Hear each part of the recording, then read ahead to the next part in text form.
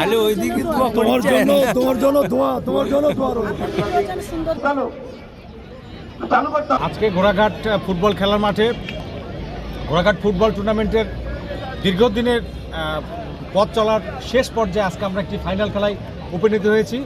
ইনশাল্লাহ আলহামদুলিল্লাহ আমরা ফাইনাল খেলায় দুটি শক্তিশালী দল এখানে ফাইনালে মুখোমুখি হতে পেরেছি। এজন্য মহিমাগঞ্জ স্পোর্টিং ক্লাব এবং 5BB স্পোর্টিং ক্লাবকে আমরা ঘোড়াঘাটবাসীর পক্ষ থেকে আন্তরিক অভিনন্দন এবং শুভেচ্ছা জানাচ্ছি। টুর্নামেন্টের ফাইনাল খেলা অনুষ্ঠিত হতে যাচ্ছে।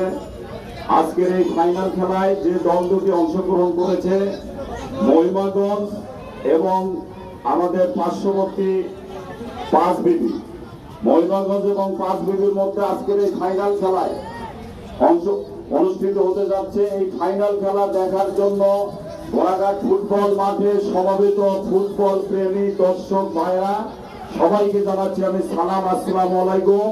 হিন্দু ভাইদেরকে জানাচ্ছি আদাব, নমস্কার এবং শুভেচ্ছা। প্রিয় ঘোড়াঘাট এলাকাবাসী এবং আশেপাশের এলাকার মানুষ, ক্রীড়ামোদী ফুটবল প্রেমী মানুষ, আপনাদেরকে শুধুমাত্র আনন্দ দেওয়ার জন্য ঘোড়াঘাট পৌর বিএনপি অঙ্গ এবং সহযোগী সংগঠনের আয়োজনে আজকের এই ফুটবল টুর্নামেন্ট। আজকের এই ফুটবল টুর্নামেন্টের সভাপতিত্ব করছেন ঘোড়াঘাট পৌর বিএনপির সম্মানিত ভারপ্রাপ্ত সাধারণ সম্পাদক মুক্তার হোসেন এবং আমাদের সাথে উপস্থিত আছেন সাংগঠনিক সম্পাদক মন্ডলী, অঙ্গ সংগঠন এবং সহযোগী সংগঠন, মহিলা দল সহ বিভিন্ন পর্যায়ের নেতৃবৃন্দ পৌরসভার। আমি আপনাদেরকে এটুকু আশ্বস্ত করতে চাই, আমাদের কোনো স্বার্থ নেই। আমাদের স্বার্থ হচ্ছে যুবকদেরকে নেশা থেকে মুক্ত করা।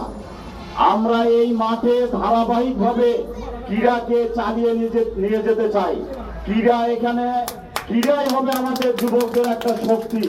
সেই উদ্দেশ্যকে সামনে রেখে আমরা ধারাবাহিকভাবে এই ফুটবল মাঠে খেলার আয়োজন করছি এবং আপনাদেরকে আরেকটি কথা দিচ্ছি যে আমাদের এই ফুটবল মাঠে আগামী ঈদুল আজহার পরে আমাদের এই আসনের মাননীয় এমপি এবং মন্ত্রী অধ্যাপক AZM জাহিদ হোসেনের মা ইন্তেকাল করেছেন।